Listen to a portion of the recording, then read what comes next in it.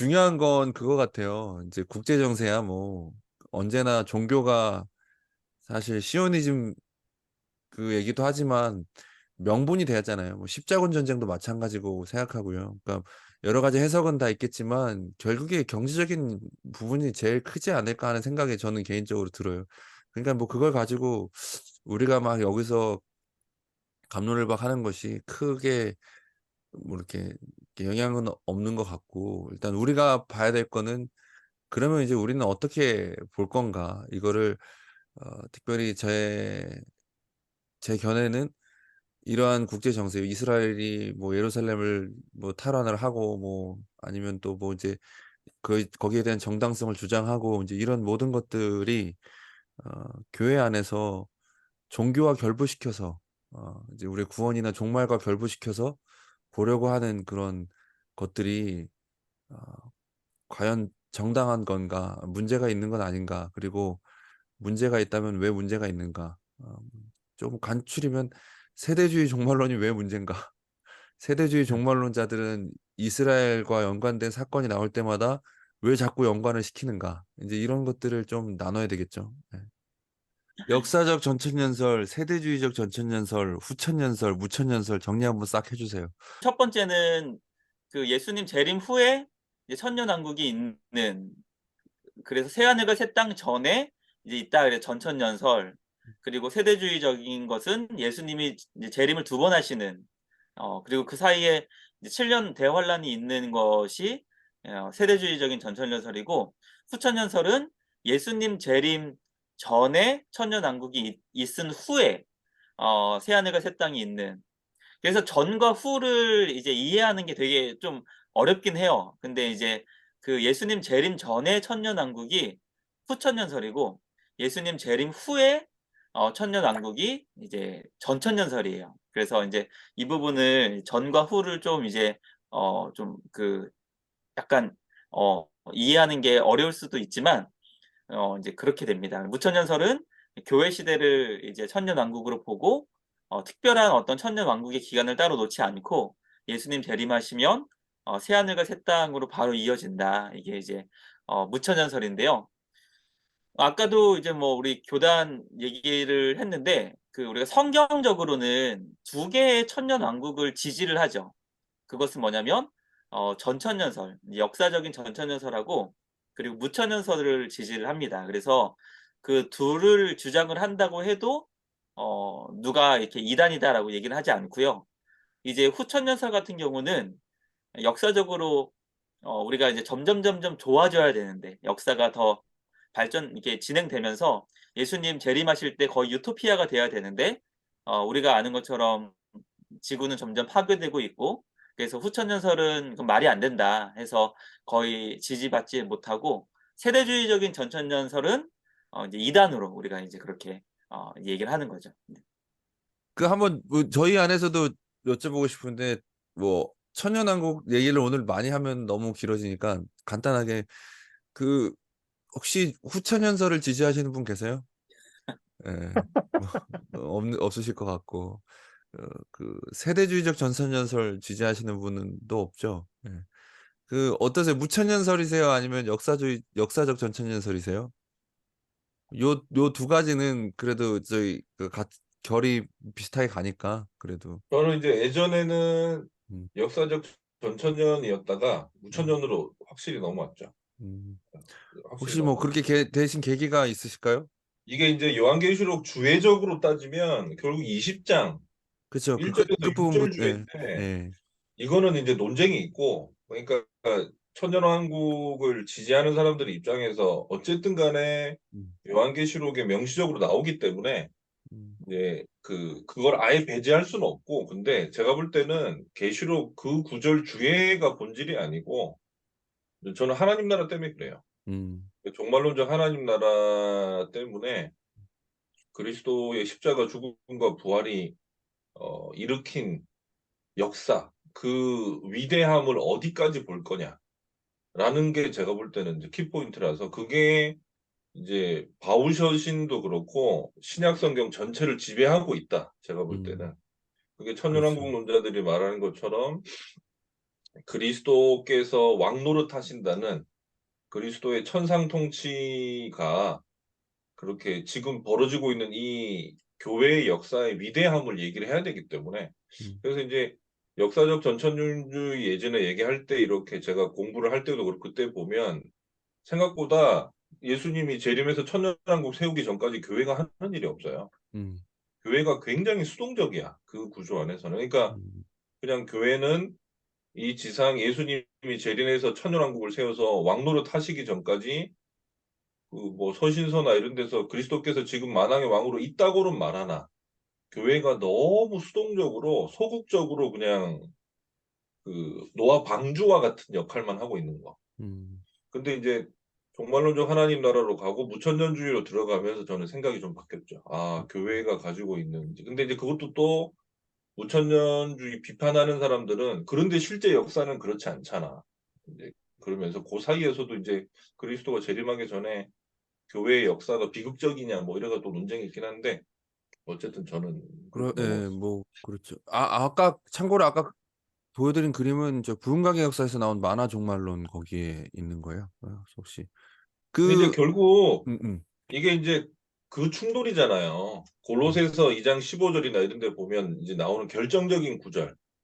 그리스도께서 십자가에서 이제 사단의 권력을 무장해제시키고 지금도 로마 장군의 개선 행진처럼 십자가 승리 행진, 개선 행진을 하고 계십니다. 이 표현이잖아요. 음, 결국에는 이 바울 서신에 등장하는 그 이제 높아지신 그리스도의 사역에 있어서의 그 위대함. 그 이거를 어떻게 이제 읽냐 문제인데 저는 이제 이런 데서 계속 보다 보니까 너무 명확해져 가지고 음, 그러니까 이제 역사적 전천년주의로 얘기를 물론 이제 조지 레드 같은 경우는 요런 부분을 인정하면서 동시에 이제 역사적 전천년주의를 인정하는 이제 레드는 그렇긴 한데 하여튼 저는 이제 그런 의미에서 무천년이냐 역사적 전천년이냐 보다는 굳이 지상의 그리스도의 천년기의 통치라는 게 따로 떼어서 있을 필요가 있나? 그렇죠, 지금 우리가 없어죠. 살아가는 이 시대가 그리스도께서 교회를 통해서 온 우주를 다스리는데 근데 그럼 또 하나 질문이 있어요, 그러면. 이거에 대한 생각이 좀 교회가 강하게 있나? 역사적으로. 그러면은 교회가 복음을 전하고 교회가 세워져 간다는 거에 대한 그 위대함이나 그게 얼마나 큰 일이 벌어지고 있는지에 대해서 잘 모르는 것 같아요. 음, 그러니까 세대주의는 당연히 음모론으로 갈 수밖에 없고 근데 또 역사적 전천년 하는 분들은 전반적으로 음모론적인 생각들이 좀 강해. 역사를 보는 그 시선 자체가. 제가 재밌게 읽었던 책이 음, 홍성사에서 나온 레프트 비하인드거든요.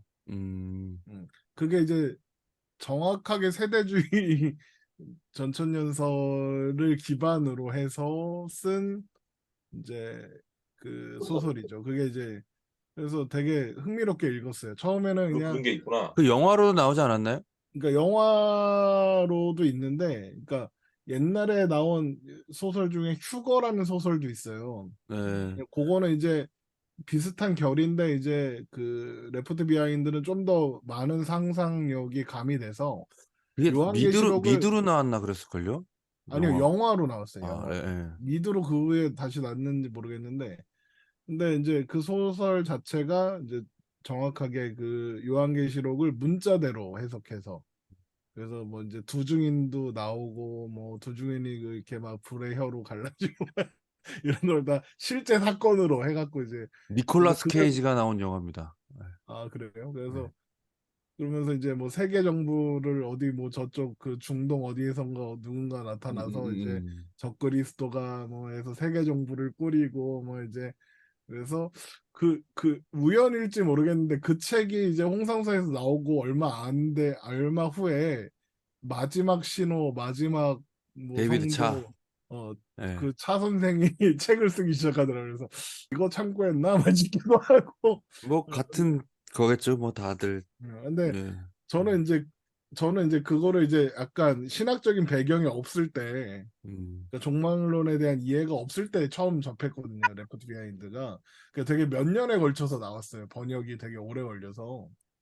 그랬는데 이제 나중에 이제 좀 그 종말론들에 대해서 공부를 하고 나서 그 책을 다시 보니까 이게 홍성사에서 나온 게 놀라운 것 같아요. 그러니까 그냥 좀 이게 뭐 반대 이런 게 있다라고 알려주는 거 아니었을까요? 근데 이게 되게 나름 또 베스트셀러도 됐었어요. 그래갖고 이게 홍성사에서 이게 어떤 신학적인 결이나 이런 게 나름 있는 출판사인데 그게 12권인가 뭐 이렇게 나왔는데 그렇게 10권, 길어요? 예, 10권까지는 제가 읽고 그 이후는 어, 안 읽었거든요. 이제 그 아직 출판이 안 돼서 안 읽은 것도 있고 그러다가 이제 출판이 됐다는 소식은 들었으나 이제 더 이상 관심이 가지 않는 거죠. 그러니까 종말론을 알고 이제 뭐 음. 무천년이나 이런 거를 조금 알게 된 다음에는 그 책을 읽을 가치가 없는 거예요.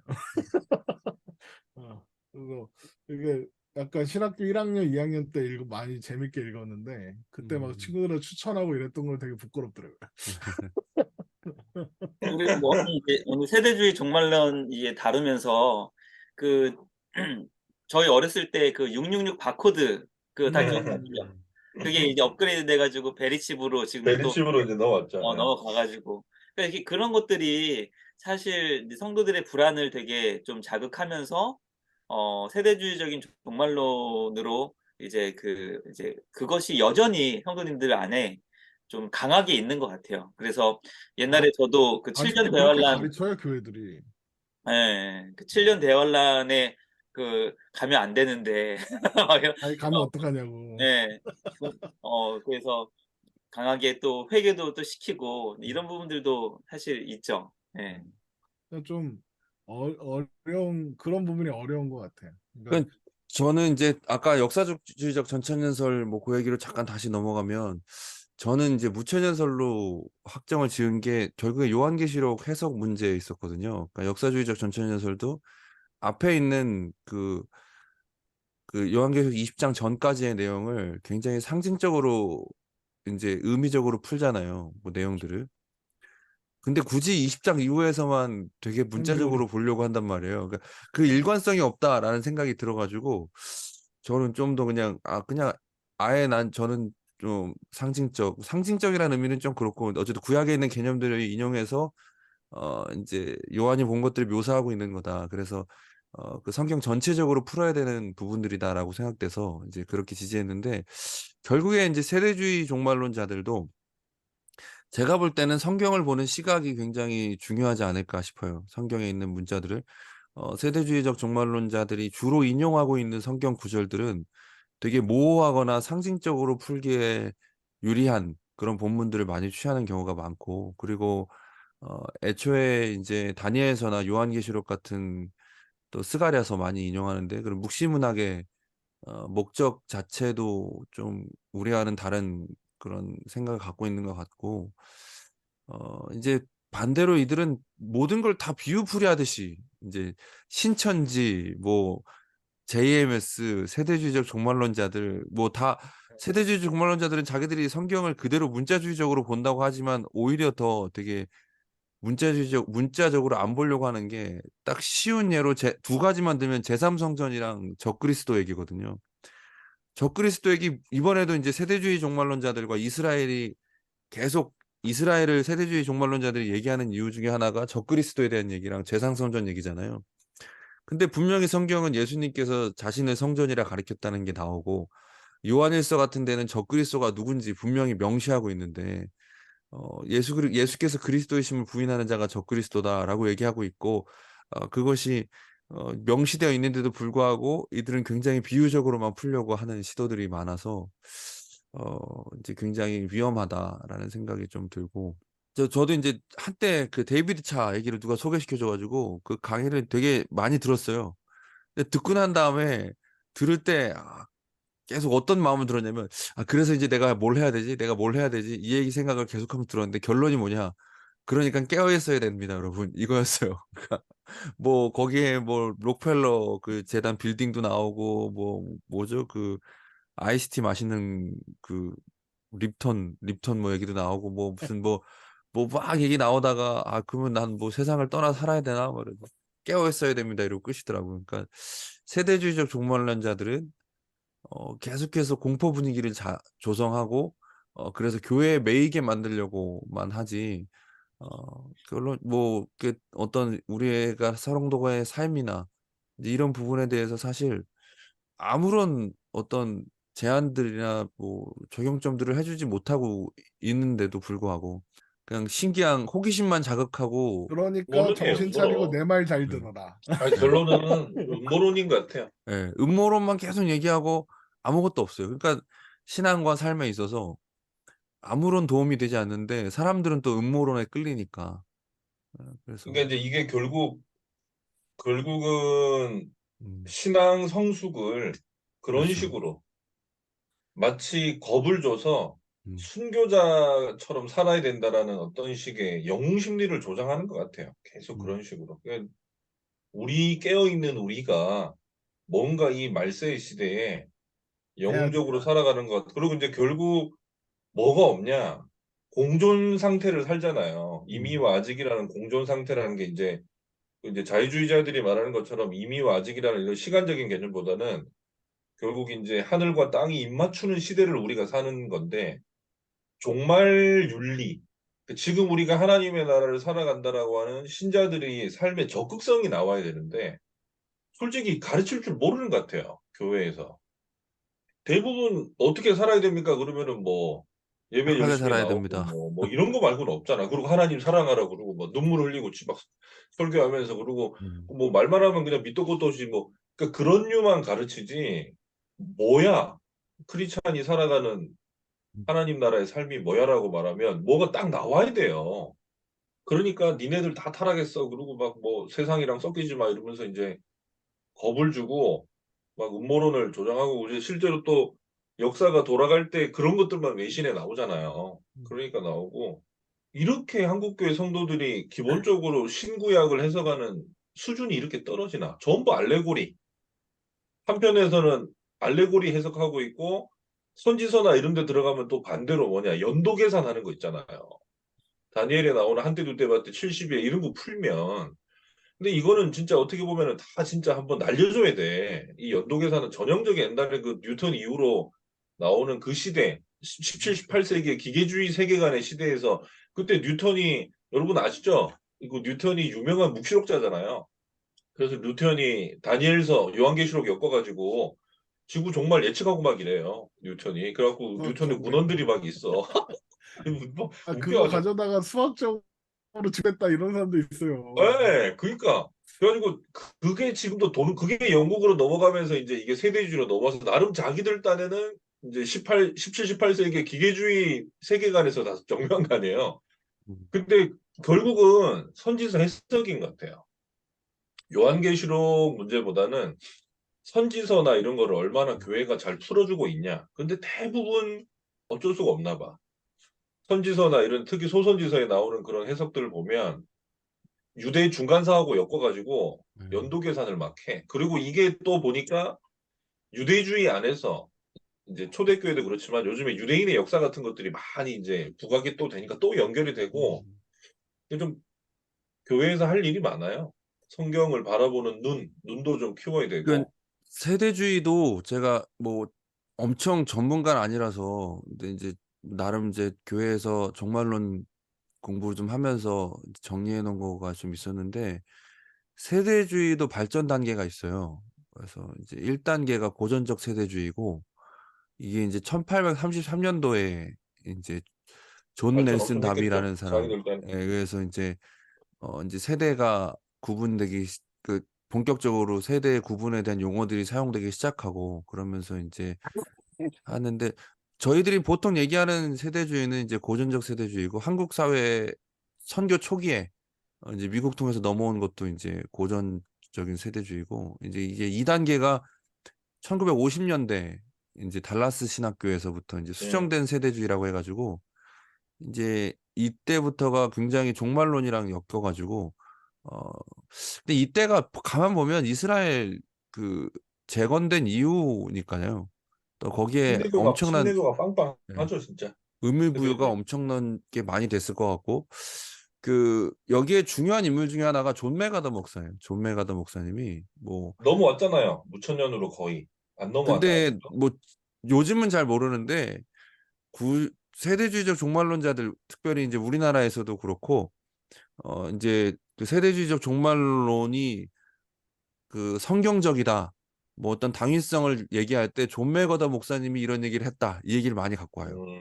그래서 그래도 근데 요즘에는 또 재밌는 게 요즘이라고 보기도 하는데 1980년대 후반 이후에 이제 거론된 게 점진적 세대주의라고 이제 3단계 세대주의로 들어왔는데 여기서는 언약 신앙을 또 수용한다는 거예요. 신학을 수용해서 무천년설과 유사한 부분이 많은 거죠. 그러니까 존 맥아더 목사님이 약간 그 그쪽인가 보다. 정도이지 않을까. 그래서 그 논쟁 어, 많이 됐잖아요. 부흥과 예, 개혁사의 책도 그 네네. 15년 전인가 2000년 초반에 나온 것도 있고 논쟁이 많이 됐죠. 그럼 우리나라의 최근에 세대주의적 종말론자들이 어, 가지고 있는 어떤 그런 세대주의는 몇 단계인가 보면 한 2단계 정도인 것 같아요. 그래서 굉장히 급진적인, 극단적인. 그래서 아까 얘기했던 베리칩이나 전그 얘기도 봤어요. 미세먼지를 뭐 미국이 이건 세대주의가 아닌가? 어쨌든 뭐 그것도 음모론이에요? 공중에서 미세먼지? 뿌린다고 그런 말도 안 되는 얘기를 그거는 이제 그 저기 인류에 줄이는 뭐 그런 거랑 연관 그 일루미나티랑 연관돼서 그런 얘기하는 사람도 봤고 말도 안 되는 얘기들을 막 하는데 막 어떻게 보면 이게 논쟁이잖아요. 무천년이냐 전천년이냐 막 이러면서 이제 이렇게 싸우고 들어가는 것보다 좀 본질적으로 어떤 부분에 대해서 좀 교회에서 우리가 성도들의 신앙 교육을 할 때 음, 포인트를 딱 줘야 될 것 같은지. 저는 제 교회 이제 설립하고 지난주까지 요한계시록 21장 이제 그 주에 같이 했어요. 그래서 거의 1년 한 10개월 정도 요한계시록 계속 같이 성도님들 봤는데, 처음부터 끝까지요? 예, 처음부터 오, 끝까지 이제 대단하다. 매주 수요일마다 이렇게 해가지고 이제 이런 부분들을 같이 나눴죠. 그래서 저는 드는 생각이 뭐냐면 그 요한계시록을 우리가 이제 처음부터 끝까지 주의를 해 나가면 그 교회의 영광스러움이 드러나잖아요. 예수님께서 교회를 얼마나 사랑하시고 얼마나 지켜주시고 또 얼마나 영광스럽게 이렇게 변하게 하시는지. 그래서 저는 요즘에 이렇게 드는 생각이 성도님들이 교회 다닌다는 교회로서 교회를 이루는 부분에 대해서 좀 자부심이 많이 좀 부족한 시대이지 않나. 그래서 내가 죽은 것을 알리지 말라는 것처럼 내가 그리스도인이라는 걸 알리지 말라는 이런 시대에 속해 있는데, 그래서 저는 요한계시록을 보면서 성도님들과 함께 하나님이 교회를 향한 계획, 그리고 교회가 얼마나 영광스럽게 하나님께서 이렇게 또 이끌어 주시고, 또 에베소서에는 이미 벌써 하늘에 앉혀 주셨고, 이런 부분을 이제 우리 성도님들이 좀 충분히 삶에서 좀 누릴 수 있으면 좋겠다는 부분들을 좀 많이 생각했어요. 그래서 그렇게 된다면 그리스도인으로서 또 자부심도 되게 있을 것 같고, 그리고 또 그렇게 자부심을 느끼는 자만이 또 복음을 전할 수 있지 않을까. 좀 그런 생각을 좀 많이 하게 되는 것 같아요.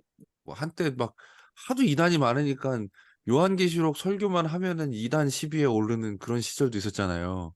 그래서 교회들마다 요한계시록을 되게 마치 그날이죠. 무슨 금기시 하듯이 하기도 하고 뭐 그 요한계시록을 읽는 것 자체에도 부담이 있었는데 사실은 요한계시록을 읽으면 너무 위로가 되고 그 요한계시록 자체가 주고 있는 그 영광스러움이 있는데 참 그런 거에 대한 이해가 많이 좀 필요하다라는 생각이 개인적으로는 이제 그리스도 중심 설교하는 분들이 종말론적 시각이 없는 게 저는 좀 약점이다. 음, 그리스도 중심 설교가 그게 이제 구원의 서정에서 결국에는 이제 그리스도와 연합으로 엮으려고 하는 건데 구약 푸는 거 보면 너무 그리스도 개인과 우리의 1대1의 관계처럼 설명해요. 그러니까 음, 기독론하고 인간론의 접목만 시키고 있지 하나님 나라나 구속사나 이런 큰 그림이 없어. 음, 그러니까 구약에서 이스라엘 역사를 이렇게 배우면 그게 신약으로 넘어와서 하나님 나라와 교회로 연결이 돼야 되는데 그리스도 개인으로만 가요, 계속. 근데 너무 그렇게 예수님에 대해서 생각하는 게 너무 강해요. 지금 요즘 그리스도 중심 사는 분들은 난 좀 위험하다고 봐. 정말 그 요한계시록 얘기를 잘 하신 것 같아요. 음, 그래서 그 요한계시록이나 이런 걸 통해서 그리스도께서 만왕의 왕으로 계시다는 거, 그러니까 그리스도의 영광스러움을 그냥 그리스도가 복음에 대한 이해도 나는 요즘에 솔직히 그 그리스도 중에 제사장직만 강조하잖아요. 그러니까 마가복음 얘기하면서 왕 얘기하는데 내가부터 왕이 아니야. 그냥 우리 죄에서 구원해준 분 막 이렇게만 생각하니까 난 좀 그렇더라고. 근데 요한계시록 넘어가면 안 그렇잖아요. 그리스도가 얼마나 어미롭고 네. 영광스럽게 드러나는데 그 그리스도 중심으로 요한계시록을 풀어나가면 참 좋을 것 같아.